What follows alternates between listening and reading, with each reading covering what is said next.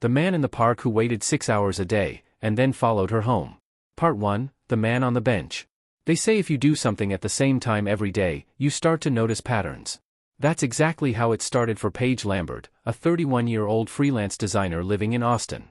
She'd just moved into a cozy fixer-upper on the edge of Zilker Park with her rescue dog, Bowie. Every day around 4:30 p.m., she'd walk Bowie along a quiet loop through the park. Trees arched overhead. Runners passed. And then, she saw him. A man. Late 50s. Gray windbreaker. Blue jeans. Baseball cap. Always sitting on the exact same bench near the duck pond. No phone. No book. Just sitting. His posture didn't change. His hands rested flat on his thighs. He never looked up. Not even when Bowie barked at a squirrel right next to him. The first time, she thought he was just relaxing. The second time, it felt odd. By the seventh time, she realized something was wrong.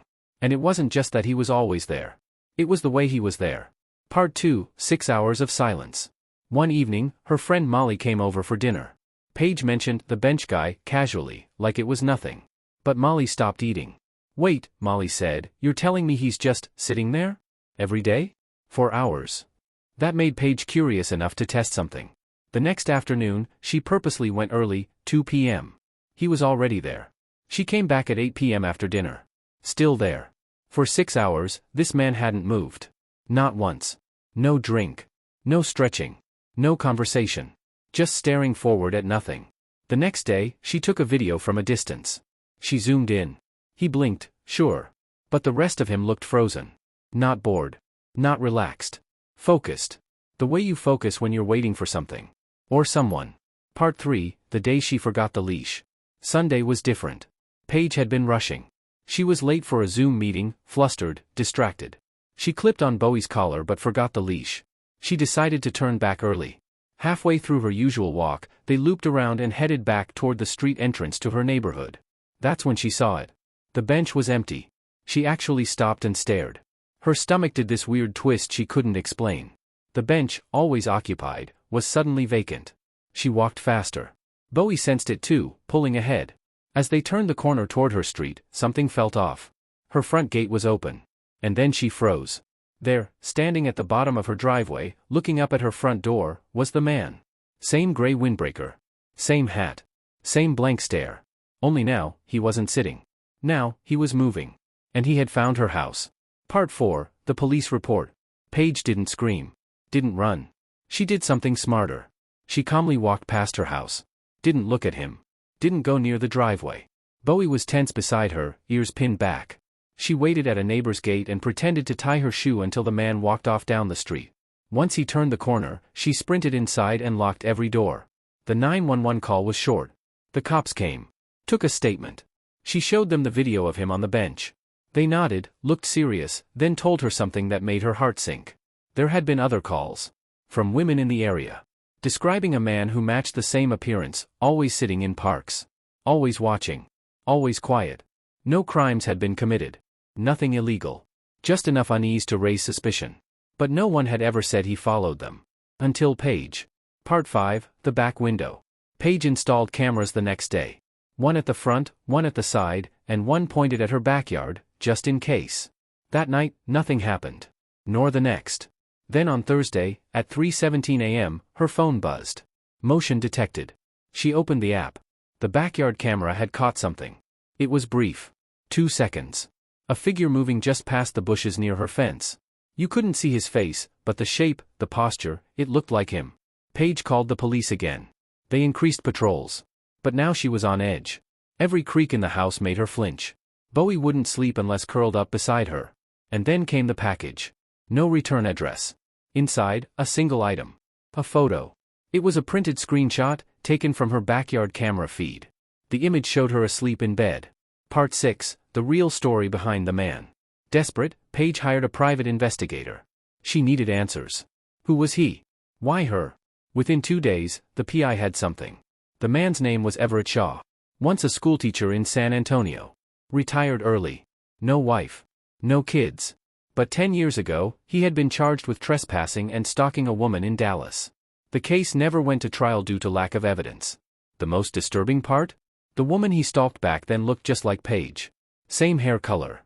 Same build. Same age at the time. The PI showed her side-by-side photos. Paige felt sick. It was like looking at an older version of herself. What scared her more was the timeline. The woman disappeared 2 years ago. Her body was never found. And now Everett Shaw was in Austin, waiting, watching. Part 7, The Final Visit. Paige decided to leave town.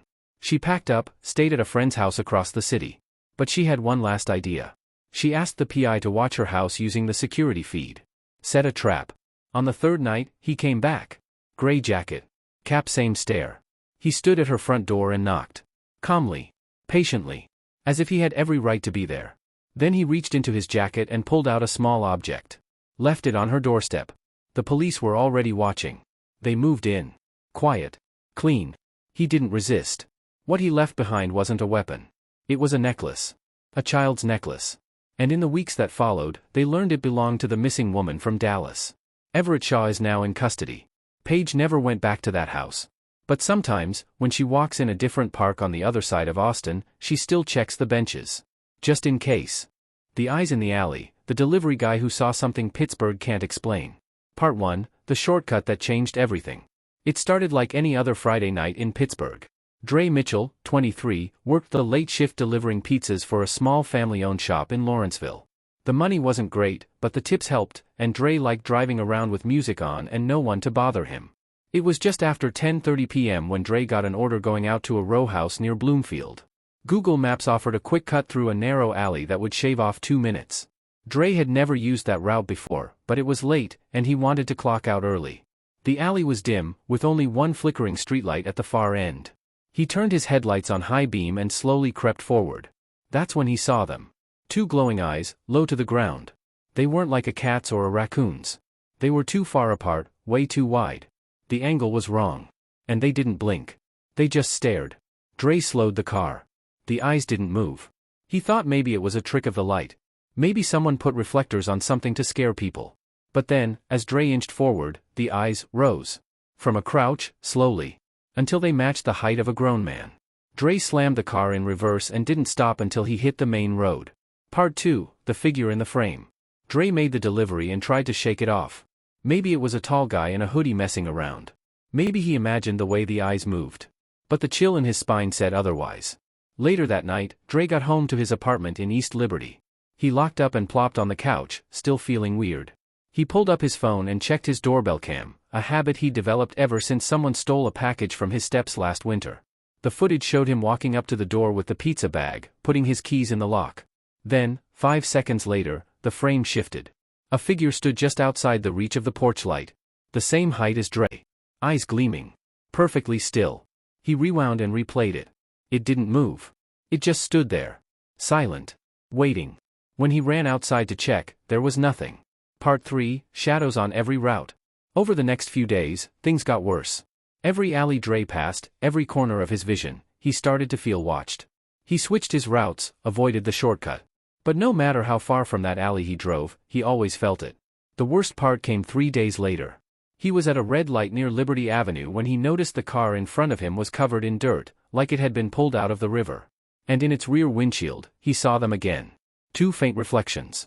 The eyes. Wide apart. Low, but not too low. He blinked. The car turned left. Dre drove straight. But for the rest of the night, every reflection, from windows, store glass, even puddles, seemed to catch a glimpse of those same unnatural eyes. His manager asked if he was okay. Dre said he was just tired. He wasn't. Part 4, the alley that didn't exist. Dre couldn't sleep. He went to the police and asked if anything had happened in that alley before. Any attacks, missing persons, crimes, anything. The officer typed something into his system, frowned, and said, "Which alley?" Dre gave the exact address. The officer turned the monitor and said, "There's no alley there.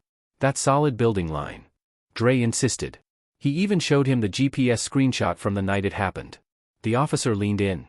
"That alley doesn't exist anymore. It was sealed off and bricked up in 1998 after a fire. Whole row collapsed.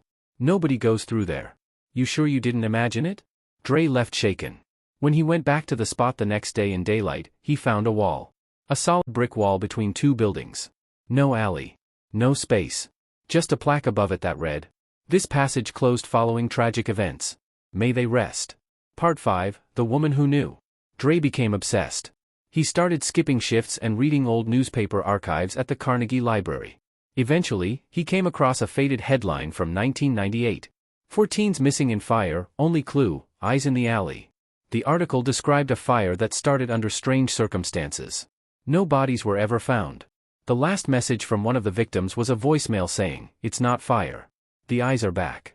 One rainy afternoon, as Dre left the library, a woman in her 70s approached him. "You looking into the alley?" He nodded slowly. "My brother disappeared there," she said. "The night before, he said the same thing. That the eyes rose up like a man. My family thought he was high.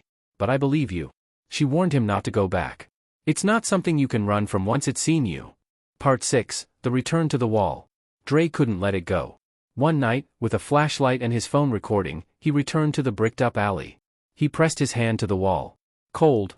Solid. Real. Then, behind him, he heard something breathe. He spun around, nothing. He turned back, and the wall was gone. In its place was the alley again, exactly as it looked that first night. Only darker. Deeper. Wet, like something had just crawled out of it. He didn't step forward, but something stepped out. Same height. Same glowing eyes. It didn't lunge. It didn't scream. It just raised its hand and pointed at him. Slowly. Dre dropped his phone and ran. Part 7, The Final Glitch. He never went back. But something followed. His doorbell cam began to glitch every night at 3:09 a.m. In the frames it managed to catch, you could just barely make it out, a tall, dark figure standing across the street. Watching. Waiting. Dre moved apartments. Changed jobs. Deleted the footage. But it kept coming back. One morning, he found a note taped to his new door. "You opened the alley. Now you carry it." The footage from that first night? It's still online, buried deep in a Reddit thread called Unexplained Cam Glitches, Pittsburgh. Nobody can explain the eyes. But people in the city say they've seen them too. You just have to know where to look, or rather, not look. Because if you see the eyes, and they rise to meet yours, you might never walk out of the alley again. The Car with No Driver, 14 Minutes of Pure Terror in Tulsa. Part 1, The Wrong Turn Home ***. It was close to midnight in Tulsa, Oklahoma. Jared Lawson, 36, had just wrapped up a long shift at the steel plant and was driving his usual route home, a quiet path through the industrial district where warehouses sat empty and the streets echoed with nothing but the hum of your own engine. Jared always took the same route. Left off Admiral Boulevard, down 129th East Avenue, then straight past an old abandoned scrapyard that always gave him the creeps. But that night, something told him to take a different turn. He still doesn't know why. As he turned down a darker street he'd never noticed before, his headlights briefly flicked across something odd, an old, boxy Crown Victoria parked along the curb. Its headlights were off. Windows tinted dark. No movement inside. He thought nothing of it, until the engine roared to life behind him. At first, Jared assumed it was just a night worker heading out, like him. But when he turned again, the car turned too. Then again. Every move he made, the car behind copied. The distance never changed. It stayed exactly 3 car lengths behind. That's when the unease started to crawl up his spine. Part 2, Something's Off ***. Jared tapped his brakes a couple times to test it. The car behind slowed in perfect sync. No hesitation. No sign of a driver. He flipped his rearview mirror up so he didn't have to keep looking at it. But then curiosity forced him to peek. Still there. Same distance. No headlights reflecting a driver's face. Just blackness. He rolled down his window and stuck his arm out, motioning for the car to pass. It didn't. Jared pulled over. So did the car. He sat in his seat for a full minute, heart pounding, hand resting on the baseball bat he always kept between his seat and center console. Finally, he eased his foot back onto the gas and took off again. So did the car. And now, it was speeding up. Part 3, The 14-Minute Chase ***. Jared's heart was pounding hard enough to make him dizzy. He tried turning down residential roads, weaving through small side streets, even looping through a school parking lot. Nothing worked. The car stayed behind him the whole time. Every single turn, it matched perfectly. Same speed. Same rhythm. He started timing it. 4 minutes in. Still there. 8 minutes. Still there. 10, 12. And finally, at the 14-minute mark, Jared saw salvation in the form of bright fluorescent lights, an all-night quick-trip gas station off Garnett Road. He pulled in fast, screeching to a stop by the pumps. He watched in his mirror as the car did the same, pulling into the space behind him and idling. Just sitting there. He gripped the bat and stepped out of his car. What he saw froze him to the concrete. Part 4, the empty driver's seat ***. The car was running. Engine humming like it had been the whole time. Headlights casting a dull yellow glow across the concrete. But there was no one inside. No driver. No passenger. Every door locked. Jared circled the vehicle slowly, heart hammering so hard he felt like it was shaking his vision. He knocked on the driver's window. Nothing. He put his face up to the glass. Empty. No keys in the ignition. Yet the engine was on. Jared stumbled back, unsure if he was dreaming. That's when the gas station clerk came running out. "You okay, man?" the clerk asked, eyes wide. "Call the cops," Jared muttered. "That car followed me. There's no one driving it." The clerk looked at the car, squinting. "Wait a second, that's not just any car." Part 5, the stolen Crown Vic ***. The police arrived within minutes. 2 units. They approached the Crown Victoria cautiously, guns drawn, lights flashing across the abandoned street. After confirming it was empty, they popped the trunk. Nothing. They ran the plates. The car had been reported stolen 6 days earlier, from a man who died in a fiery wreck just outside Tulsa. A man named Reuben Castle. The kicker? He had died in that exact same car. At least, that's what the report said. Burned beyond recognition. Except now the car was here. Undamaged. Running like it had never even touched flame. The officers looked disturbed. One of them called for a tow truck while the other pulled Jared aside and asked him to explain everything again. 14 minutes? The cop asked. "It just followed you that long?" Jared nodded. "And it never passed you? Never turned off? Just followed?" "Exactly. Like it had a plan." The officer said something Jared still thinks about. Some vehicles, after they've been through what this one has, they shouldn't be running. But sometimes, things don't stay dead. Part 6, the camera footage ***. The gas station had security footage. Jared watched it with the clerk and one of the officers. There was footage of him pulling in. Clear as day. Then, a moment later, the Crown Vic glided into frame. Headlights steady. Engine humming. But on the tape, the driver's seat was visible the entire time. And it was empty. Not, can't see clearly, empty. Empty. Frame by frame, you could see no hands on the wheel, no shadows moving inside. Just a ghost car slowly pulling in behind Jared's. The clerk whispered under his breath, "It's like something was driving it from outside." Jared asked for a copy. The officer gave it to him. 2 weeks later, Jared posted it online. It was taken down in under 24 hours. Part 7, the driver that never left ***. Jared doesn't drive at night anymore. He moved out of Tulsa a month after that night, claiming he didn't feel safe anywhere near Garnett Road. But the strangest part? The Crown Victoria was taken to the impound lot. Locked up. 2 nights later, the lot owner called police.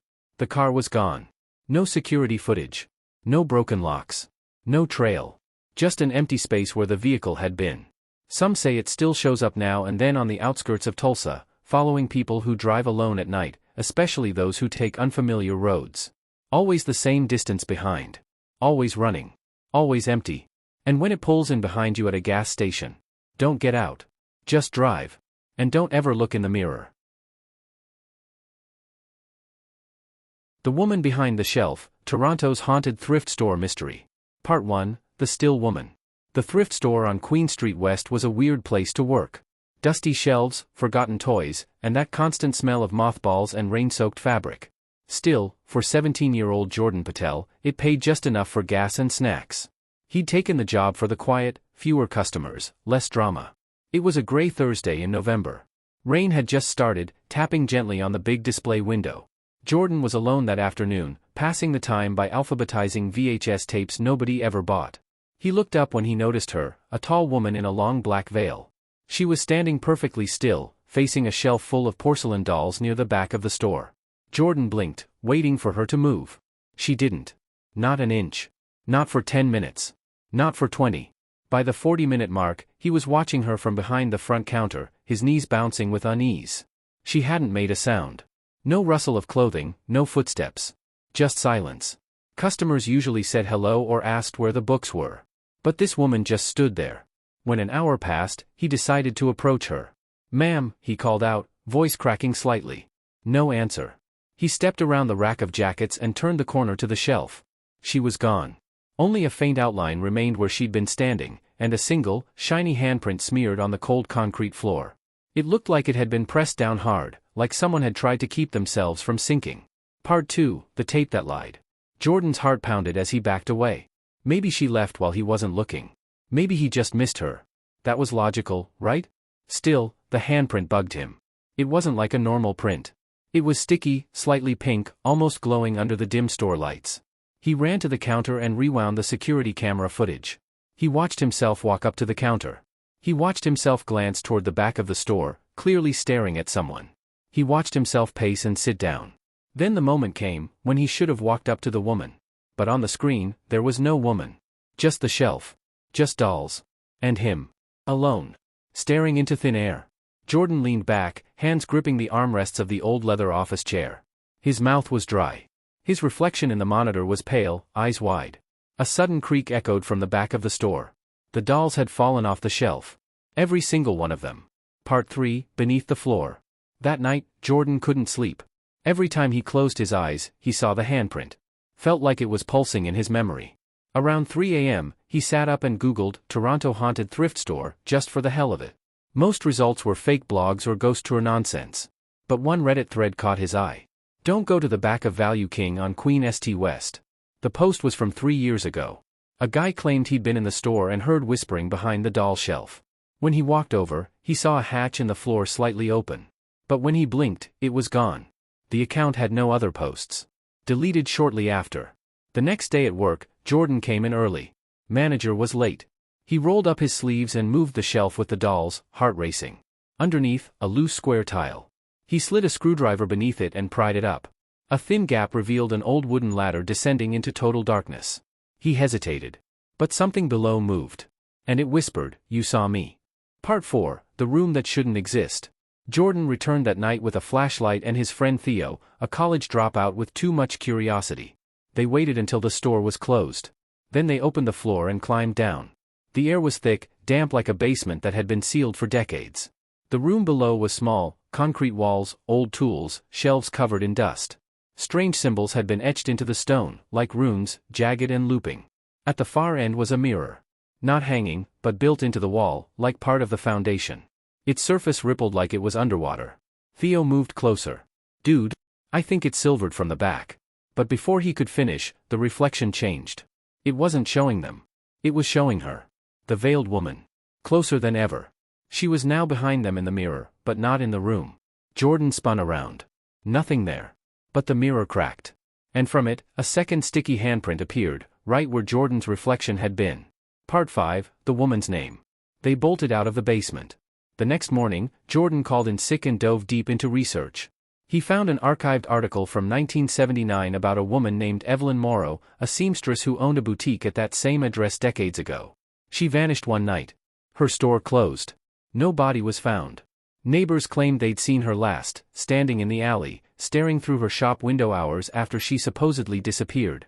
Jordan dug deeper, church records, cemetery logs. One line stood out. Evelyn Morrow, body never recovered. Declared dead. Survived by no one. But what chilled him more, was a black and white photo of her. Tall. Elegant. Long black veil. The same woman. Same shelf. Same stare. Part 6, the offer. Jordan tried to quit. He walked into the manager's office, ready to lie about a family emergency, when the manager interrupted him. "I saw you on the camera," she said. His blood ran cold.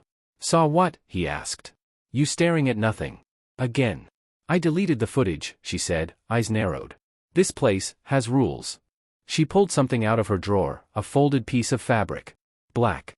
Thin as a spiderweb. A veil. You see her once, she marks you. You see her twice, she waits. You see her 3 times. Jordan backed away. She stays asterisk. He ran out. That night, he found his bedroom window open. And on his mirror, a third sticky handprint. Part 7, behind the shelf, forever. Jordan went back one last time. He had to know. Had to end it. He broke into the thrift store at 2 a.m. Climbed down into the basement. The mirror was no longer cracked. It was perfectly smooth. It was waiting. He walked toward it, holding up a lighter, ready to burn the veil he'd stolen from the manager's desk. In the reflection, Evelyn stood behind him. Closer. Whispering. "You saw me. You searched for me. Now stay with me." He dropped the veil into the flame, it shrieked like an animal as it burned. The mirror shuddered. And then, it sucked in the flame, the lighter, and Jordan's reflection. The real Jordan? He was gone. When police investigated the next day, they found no basement, no trapdoor, no mirror. Just one thing left behind the shelf. A single, fresh, sticky handprint.